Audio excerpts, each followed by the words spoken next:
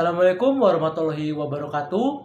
Izin memperkenalkan diri, nama saya Randi Chandraweldi dengan NPM 22411039 dari kelas Manajemen 22DX, mata kuliah Sistem Informasi Manajemen.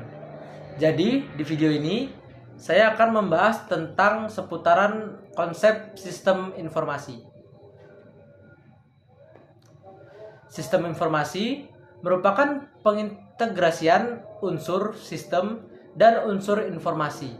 Oleh karena itu, dalam konteks tersebut, sistem informasi merupakan kumpulan dari elemen-elemen yang berinteraksi untuk menghasilkan informasi yang berguna bagi penggunanya. Sistem informasi merupakan kesatuan yang formal yang terdiri dari sumber daya fisik dan logis. Sebut Scott George M. tahun 1994. Kombinasi dari orang, fasilitas, teknologi, media, prosedur, dan pengendalian, kata John tahun 1984. Menyediakan kebutuhan informasi untuk berbagai macam pengolahan organisasi, kata Leeds tahun 1983. Menyediakan informasi untuk kebutuhan organisasi, itu kata Bauer tahun 1985. Menyediakan informasi untuk mendukung pengambilan keputusan, itu kata Lucas tahun 1982. Jadi, sistem informasi berfungsi menghasilkan informasi untuk memenuhi kebutuhan aktivitas organisasi. Informasi yang bernilai tinggi dihasilkan oleh suatu sistem informasi yang efektif dan efisien. Untuk itu, sistem informasi yang efektif dan efisien menghendaki intervensi manajemen secara tepat. Selanjutnya ada alat pengolahan sistem informasi. Yang pertama tentu saja ada otak. Otak manusia sangat berperan dalam mengolah rangsangan yang tertangkap oleh inderanya. Mengolah rangsangan, menginterpretasikan atau presentasikan akan menghasilkan suatu fakta. Yang kedua, manual. Manual berawal sejak zaman primitif, manusia telah menggunakan alat bantu manual atau dalam tanda kutip untuk mengolah data dan mengingat sesuatu. Mulai dari menulis di batu dan sebagainya, sampai kemudian ditemukan pena dan kertas, atau ubakus atau sempoa, dan lain-lain. Yang ketiga ada mekanik, muncul dari kebutuhan untuk membuat sesuatu dengan lebih cepat dan rapih. Contohnya, mesin ketik, mesin penjumlah mekanik. Lalu selanjutnya nomor 4 ada elektrik. Hampir sama dengan mekanik, yang berbeda adalah tenaga penggeraknya. Menggunakan listrik, misal seperti telegraf dan sebagainya. Lalu selanjutnya ada elektronik.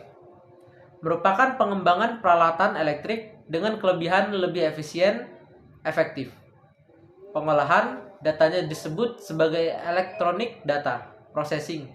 Contohnya seperti komputer pada mulai generasi Harvard Mark tahun 1930.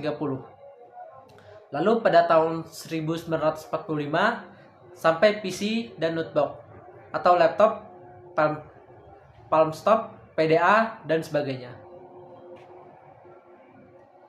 Lalu selanjutnya ada komponen sistem informasi.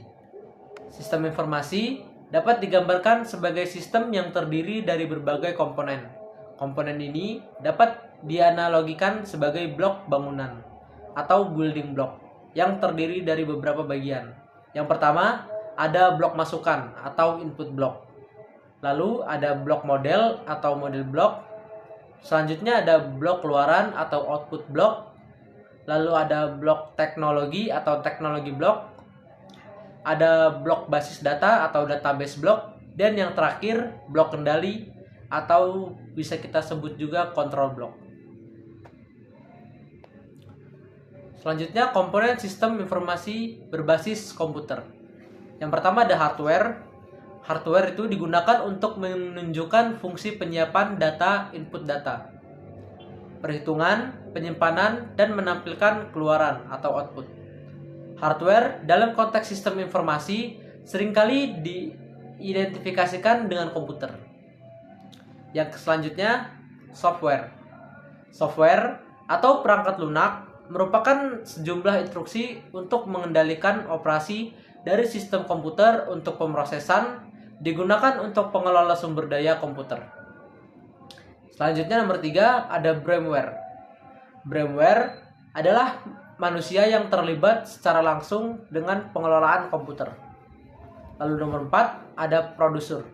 Prosedur adalah serangkaian peraturan-peraturan yang menentukan operasi sistem komputer. Prosedur juga dapat diartikan sebagai kebijakan perusahaan yang mengendalikan operasi sistem komputer. Lalu selanjutnya nomor 5 ada database. Database merupakan kumpulan file-file yang berisi data yang saling berhubungan dan terorganisir, terpadu, diatur dan disimpan menurut suatu cara tertentu yang memudahkan proses pengambilan kembali.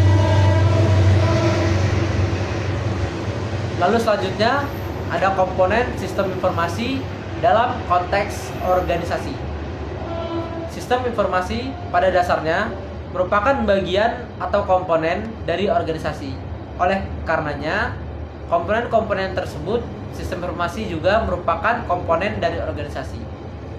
Dalam suatu organisasi, sistem informasi merupakan suatu alat yang dapat memberikan informasi yang diperlukan kepada semua pihak yang berkepentingan.